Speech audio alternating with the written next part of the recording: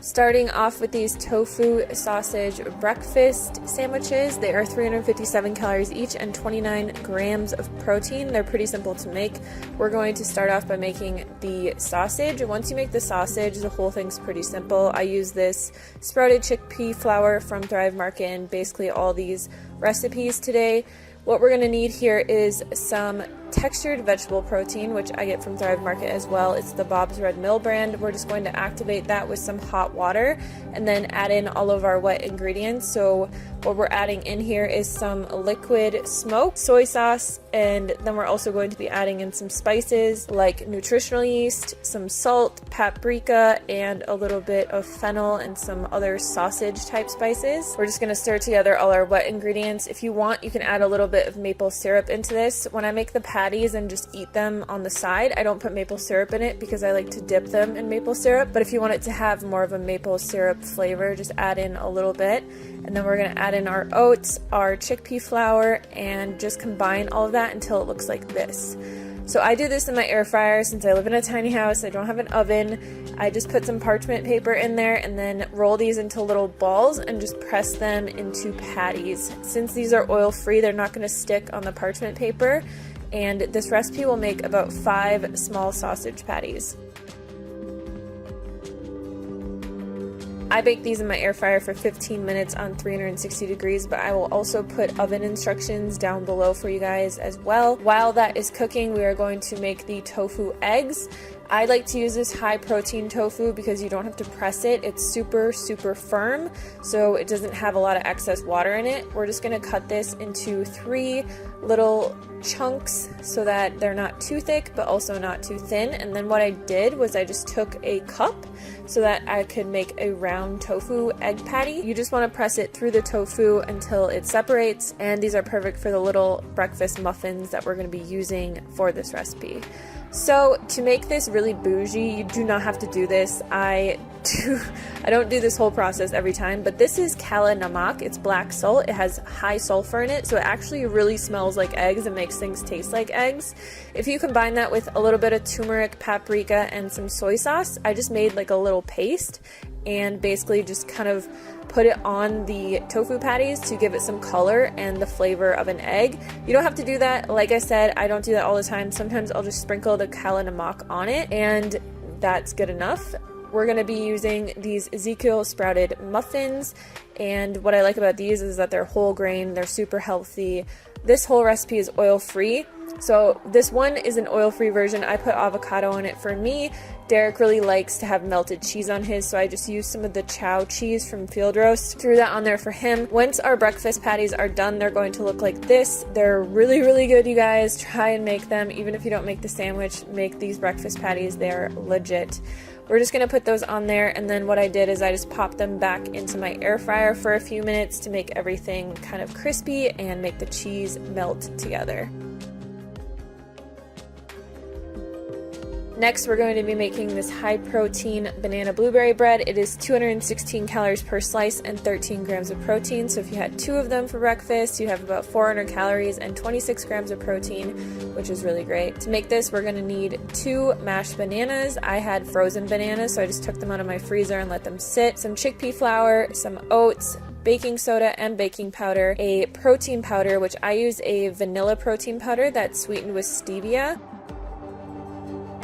First, we're going to be mixing together our flax egg. We're just going to be taking our ground flax and combining it with water until it thickens. This makes a really great egg substitute. We can just put that to the side and then we'll mix everything else together right now. First, you just want to make sure that your bananas are nice and mashed. Like I said, mine were frozen, so I took them out of the freezer. But if you're using ripe bananas, you're going to want to use really ripe bananas, because the riper they are, the sweeter they are. And then we're just going to start mixing together all of our dry ingredients. So I have my chickpea flour, my my baking powder, my oats, and my protein powder, add in our wet ingredients and a little bit of soy milk, and then just combine all of that until it's nice and thick.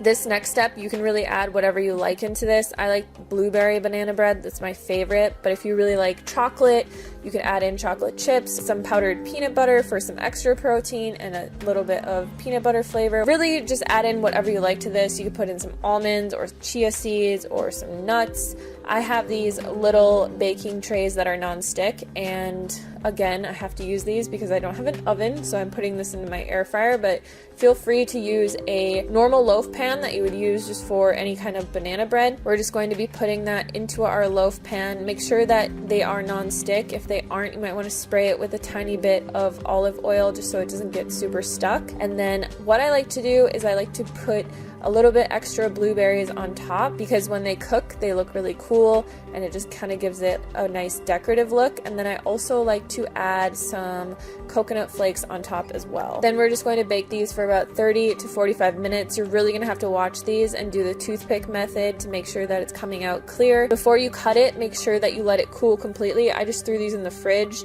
and then they release from the pan really easily, but it's super good on its own. I like to put some jam on it or maybe even a little bit of vegan butter. It's amazing. Next, we're going to be making tempeh bacon wraps. These have 398 calories each and 20 grams of protein, lots of fiber, lots of veggies, super delicious. If you guys have never made tempeh bacon, you gotta try it. I like to use this Light Life brand because it has minimal ingredients, it doesn't have any oil or anything, and what we're gonna do is just slice this as thinly as we can into little kind of like bacon slices. This is about how thin you want them to be.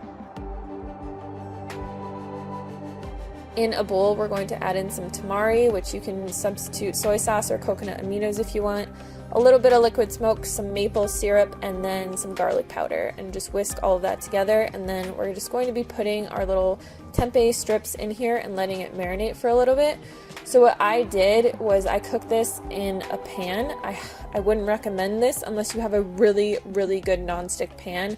I tried this in the air fryer after and it worked actually way better. So if you don't have a really good nonstick pan, I would highly recommend cooking this in your oven. For the wraps, I like to use these Ezekiel wraps, and the best thing to do with these as well is to get them a little bit warm before you try and roll them, because they do tend to be a little bit on the firmer side, and if you try to roll them after they were sitting in the refrigerator or just sitting out, they might be too hard and break on you. Then we're just going to put whatever veggies we like into a pan. I have some broccoli, some peppers, mushrooms, and some onions, and just let that saute in a little bit of coconut aminos until it's nice and tender.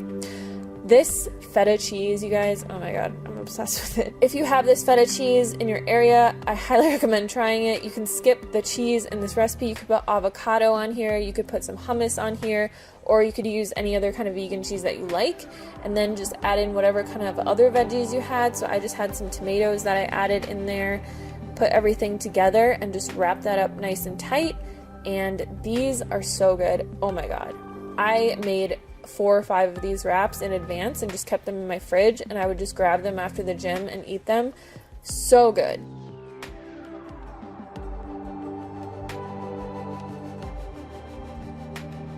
Thank you guys so much for watching this video. If you liked it, please give it a big thumbs up, and if you want to see more of them, let me know down in the comments box below. Or if there's any recipes that you'd like me to veganize that are either high protein, or maybe you just want to try and make something oil-free and you're not really sure, just leave a comment down below and I will include it in my next video. Thanks so much for watching, and I'll see you next time. Peace.